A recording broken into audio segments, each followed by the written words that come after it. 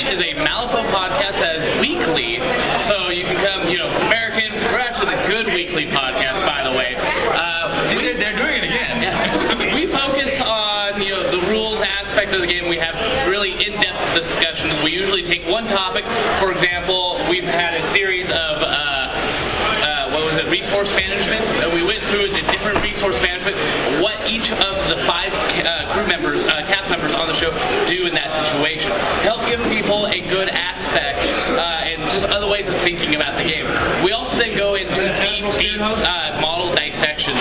So we'll take a model and generally have a rotation of models that are similar in type, and we'll go in and dig deep into those models, look at their stats, what are they good at, what do they do for the crew, who do they run best with, what are their weaknesses, how do you beat them, and so on and so forth. So more like an in-depth Tactica of all the stuff. Very much so. And how involved, like being one of the representatives of the Malifaux podcast circuit, how involved are the Malifaux podcasters in the actual gaming itself? Oh, I think all the podcasters, especially the podcasters here, they're all very in-depth, not only in the game, but in the community. And that's what we definitely at The Breach appreciate. That's what we're here for. We want to expand the community. We want to bring people together, get more Malifaux players into the game. And I think every single podcaster, be it, Bill over at the Gamers Lounge, Mike at the Malifaux, John and Conrad with him as there, when Spence, the Cheat Fates guys, put out an episode, if the Aetherbox guys ever put out another episode. Yeah, I'm waiting for Aetherbox. Same here. I love those guys. But no, I think they all do their very special part in expanding the community, and they are all very, very good at the game. And except for old man Mike. Kidding. The guys from Malifaux. They say the exact same thing. I know. Back and forth, tit for tat. So me and Eric were actually in a team tournament yesterday, and I understand that every single player that was in the tournament got a Through the Breach deck. Correct. So Through the Breach made these very, very nice Fate decks. I'm not going to say they're the best Fate decks ever made, but they're very, very nice looking. Adepticon saw them, and we kind of offered them to help support Adepticon as well. Yeah. So everybody who played in the team tournament last night got a Fate deck, Through the Breach Fate deck, done by a very, very wonderful artist, Daria. And everybody, I believe, at the Masters should be getting one as well. Yes. So, but if you're in multiple events, you're only getting one, right? I'm not sure. I'm not doing that logistics. I just helped design the deck. Well, what do people do with them afterwards? I don't know. It's a rare commodity. Yeah, I think there's only some available back, like on eBay. I think there's only one more on eBay right now. I got the second last. Yeah. And I know that if you are here at Adepticon, you can purchase them here for $10. The Walpurgis guys up in Bellingham, the guys who made some of the first decks, they are also using our decks this year because they saw them. We worked with Jim Graham to help make these decks as well. So, what about the custom schemes and strategies? Are they available to purchase here? The scheme and strategy decks aren't available to purchase right now.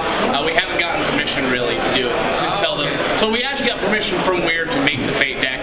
That's how come on the Fate decks it has a licensing agreement and stuff like that. So Weird actually support you guys? Yes. Weird. The RPG is called Through the Breach. Yes. And with that, we didn't copy the Through the Breach role-playing game name when we made the show. We actually came up with the name 5 months prior to the name even being announced for the RPG. And we bought the URL, which is why the Through the Breach RPG doesn't have the Through the Breach URL. We did offer it to them though when it came out.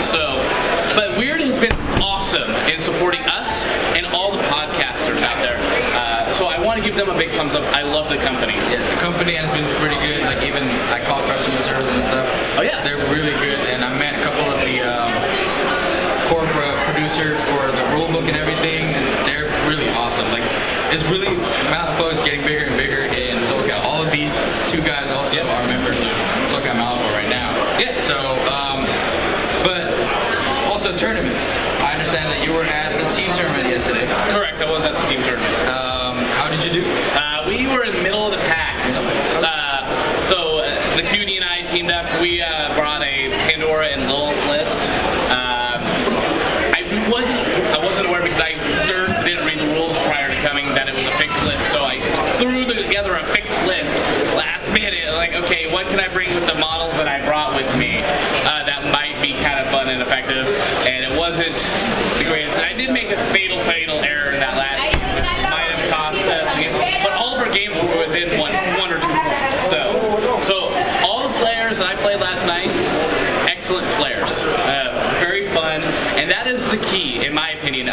Pacific Northwest, we emphasize sportsmanship. Yeah. So I'm a part of a club, Ordo Fanaticus, which you can see on my shirt You here. have a big forum as well. Yeah, ordofanaticus.com/forums, or just go to the website. And so we have events up there called OFCC, the Ordo Fanaticus Club Challenge. It's an invitational event, and it emphasizes sportsmanship. The top prize is the sportsmanship prize. Oh wow. So but we have an overall, but really what you want to get is that sportsmanship prize. Nice. So I'm huge on sportsmanship. I'm huge on just having a nice fun game. Winning or losing, as you've won the game if you have fun. Yeah, that is the key point of you're playing a game, not Exactly. trying to do something. Well, anyways, we're about running out of time, so it was nice to see you again. Very nice talking and with you. I am looking forward to hear more of your podcast. Excellent. We have one out today, actually. Today? Oh. Yeah. So I listen to them at work. We even release when we're at the convention. Okay, that's how regular we are. All right, man. This is Josh from Through the Breach. Have a good day, guys. Hey guys, we're back, and these are the other guys from the Through the Breach, and you're Mark. Yes, sir. And Tony. Yes, I recognize them when I close my eyes. I recognize their voices because I listen to them like daily at work. So, how you guys been? All's well. All's well. It's been a good time. And you guys competed. Well, I know you competed in doubles with. Yep, I was in the team tournament, the cake match, and the story encounter. That's a lot of Malifaux. What about? Yes. How about you? I did the cake match. Other than that, it's been running around doing some stuff at the convention. A little bit of video streaming, a couple of halls, getting interviews, pestering people. Was it on? Is it on Twitch? It'll be on Ustream. Ustream. Okay. If I can get the link from you later, and I just post it down below. Yeah. But how many times have you guys been to Adepticon actually? This is my third. Your third? And how many This is my first one, actually. This is my first one as well, and this is one of the most epic trips I've ever made. Yes. Yeah, I've enjoyed every minute of it so far. Like, You don't appreciate the scale of Adepticon until you get here, and then you don't sleep. yeah, I've had probably about 7 hours of sleep in 3 days. So Yep. What that's happened? about right, right? Yep. What was the actual highlight, just pertaining to Malifaux, that you guys experienced like within this 3-4 days? Honestly, for me, it's been getting to meet, Bill from the Gamers Lounge, Open Mike from Malifaux. We banter back and forth with him quite a bit. There's a reason why he has the name Malifaux, is because he's pretty funny. Yep. Most of that hits the cutting room floor, unfortunately, so I don't feel I can start that. But, Kevin Spencer from Cheetah Fates, it's been meeting people for me. And I also know that you guys actually sponsored with the deck of cards that we got for each player. Yes, we went ahead and did a custom paint deck this year. It started out with Jim Graham from Walford. Contacted him to help design the deck cards for the breach. Mark, I can do all the layout stuff, but I don't have art this year. So the breach went ahead and sponsored Walford.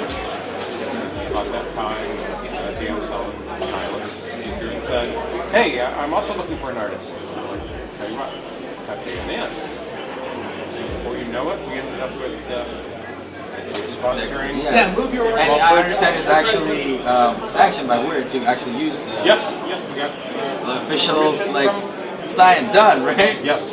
I have an artist in mind because I also wanted to try to do like some kind of deck, but it wasn't for like some kind of tournament. I just wanted, I wanted to see if I can make my own deck, and see if I can get a Kickstarter going. Yep. I found an artist, but the only problem with that I had was each picture was charged X amount, and then with just the face card, it's like 14 of them. So whatever it's charged times 14, I was like, Yeah. It does get a little pricey, and it's funny because my original thought was on DeviantArt. We're going to get a lady from Poland. She had a picture up. It looked almost exactly like Dry. yeah. Contacted her and The got her client, to do it. she looked young, little dry, right? Yeah, and so she started doing the cards, and then sent them to Jim to head it up. Like, marks was a couple copies. Just things that I didn't think about. The fact that she came to hard edges. You either needed them the size of the card, or we had to come back to them. So there's just a number of things that she How long was the actual process it took? I started contacting her in right around October 1st. I told the guys we were doing the deck. We're doing it about November. Yeah, I mean, so it took 5 months. Also, I noticed that on your podcast, you started doing giveaways. Not a lot of the podcasters actually doing giveaways usually to promote themselves. And well, this is the giveaway for the next one because Yan Lo just got through, right? Yep, Jan Lo through. Antonio was giving away. I gave away the Gremlin Trio from Bert, Long, and Gracie. Lucky Gentleman won one in the story encounter last night. So we gave that away. How was the story encounter? Oh, great. Fantastic. Can you give like a brief, what was the flow? It was really interesting. Apparently it was made by Weird themselves, and it was actually a progressive story where it had to deal with the Fountain of Souls. And I saw the terrains, yeah, it looked really good. Yeah, and with each scenario, the soul or the fountain became more unopened for the most part, unlocked. So you can go in and start doing all sorts of crazy stuff. So it's like a portal to something. Yeah. Bigger and bigger and bigger. Yeah, each one was progressively towards getting it unlocked and unleashing its full power. It was actually quite cool. The second one was a little complicated, but we all got figured out. So. I wish I could be in it, but I had to work the whole day doing this. Yeah. For you guys. I actually asked a lot of questions to Josh earlier, so that's why I'm asking like the other random questions, and I'm gonna combine everything together. Cool. So we might have to just cut this short. But thank you so much, guys, for having to be on camera, and it's actually good to actually put the faces behind the voices that I hear. First person I noticed was Antonio because like I was just walking and I heard him saying something. I'm like, wait, I know that voice. Where is he? He's somewhere. But thank you again, and hopefully, are you guys in the Masters? I mean, the avatars at all? No. No. Okay, Not that competitive of a player. But hopefully, we get to see each other again next year. I'm planning to go next year and try to get more coverage. Oh yeah. And, I'm trying to. Depends because the group, I guess the boss, Art is going. Yeah. But he's only bringing a couple of us going because I guess I'm still a small fry. You're working your way up. Yeah, I'm You'll working get my way. Yeah, so hopefully, but for sure, this is like the best trip I've ever had. So next year, I want to be yeah. So hopefully, I guess to see you again next year. Oh yeah. Definitely, Mario. Yeah. Definitely. Thank you for your time. Thank you. Yeah, no problem.